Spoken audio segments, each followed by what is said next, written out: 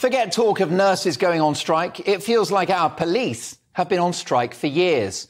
Take a look at these shocking scenes in the capital yesterday morning. Multiple stabbings in relation to a stolen bicycle as brave bystanders try to apprehend the thieves. Welcome to lawless Britain. I couldn't agree more with former top cop Norman Brennan, who said the following in response to this carnage. He wrote, "Why do such violent robbers behave in such a violent way? Because there's absolutely no deterrent. So they become more and more violent, killing someone. And it's just incidental to the crime." Welcome to hell. Teenagers and young people are being stabbed to death on a daily basis. One of the key roles of government is to preserve order within the country. And in this, they are now failing. How ironic that yesterday's chaos in the capital happened on the watch of the Met Police and their officers, 7 in 10 of whom, according to recent stats, haven't made a single arrest over the last year, as crime hits its highest level in 2 decades. That's right, 7 in 10 cops having made no arrests in a year. Wow. This is a symptom of a wider malaise in police forces across the country. In England and Wales, for example, a total of 6.3 million crimes were recorded in the year to March 2022, with knife crime, theft and domestic abuse all on the increase. Coppers, most of whom are brilliant people, dedicated and brave, have been turned into pen-pushing bureaucrats, more likely to feel your collar for an offensive tweet or an unkind Facebook post than a stabbing. Let's not forget the scandal of cops investigating the comedian Joe Lycett. They were responding to a complaint about one of his jokes. That's right, one of his jokes at a live show. How many people were being mugged, assaulted or robbed in the course of that interrogation? We're getting to the point now where you can't go out at night, wear a fancy watch, you can't walk down the street holding a mobile phone in your hand, and women can't go home on their own late at night and sometimes even during the day for fear of attack. Rather than tackle real crime, cops would rather have a go at the public for misgendering a male paedophile. Someone like Sally Ann Dixon, who was born John Stephen Dixon, who sexually assaulted children as a man, but who has now decided she's a lady.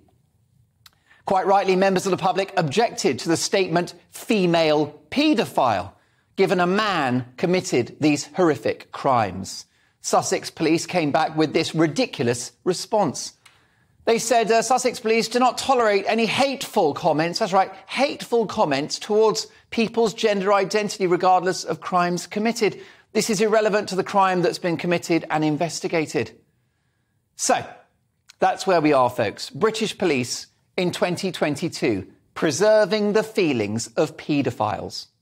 What about the Surrey police officers who turned up at a house this week belonging to a vicar's wife, Caroline Farrow, accused of one of those so-called hate crimes? And what might that terrible hate crime have been, do you think? Well, that she believes there are 2 biological sexes, a man and a woman. Not an inflammatory statement, a scientific fact, and one that you'll find in any biology textbook. It didn't stop the boys in blue dragging this woman into a police station, removing her jewellery and throwing her in the slammer for a few hours, much to the profound distress of her children, one of whom is on the autistic spectrum and is now freaked out about whether this will happen to his mother again. Well done, everyone. Rather than tackle crime, our police forces would rather dance the Macarena at pride festivals. And when they're not doing that, they're forcibly dragging lesbians away from pride marches. That's right, removing lesbians from pride marches for defending women-only spaces and female rights. And surely a low point was the unedifying scene of protesters who'd glued themselves to the motorway earlier this year, affecting people's lives, delaying ambulances and dangerously risking an accident. But they were asked by cops whether they're okay and whether they'd like a cup of tea or something to eat. I know what I'd give them. The police are going from being institutionally racist, which was horrific, to institutionally woke. I'm all for inclusion. I'm the most liberal person you'll find. Fall in love with anyone you like, of any gender, race or creed. And if you're a man in a woman's body or vice versa, good luck to you. It's your right to identify as you please. But it's not the police's job to sell this message with youngsters in our great cities stabbing each other to death. Go and catch some criminals, whatever their bloody gender. He, her, she, him, lock them up and throw away the key. Virtue signalling police forces across the country don't seem to care about burglary. In the last year, 6% of burglaries led to a prosecution, which effectively means burglary has been decriminalised. The message is clear. Go woke, get broken into. There needs to be a huge change in the culture of our police forces. Police bosses have got to let the police police. They're not social workers, they're not political campaigners. They're not there to make the world a better place. They're there to make it a safer one. Criminals should fear and respect police officers. Right now, they're laughing at them because they know they face no consequences for their actions. Any criminologist will tell you the root of crime prevention is the fear of getting caught. The only thing you'll get caught by these days is a speed camera or a traffic warden. So my message to the police authorities is to give up the politics, give up the virtue signalling and go after the bad guys.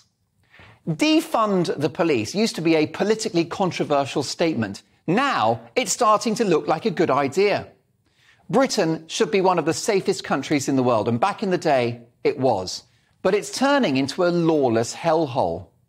It's time for the police to raise their game and start tackling real crime. And it's time woke police chiefs were taken in for questioning. They have no right to remain silent.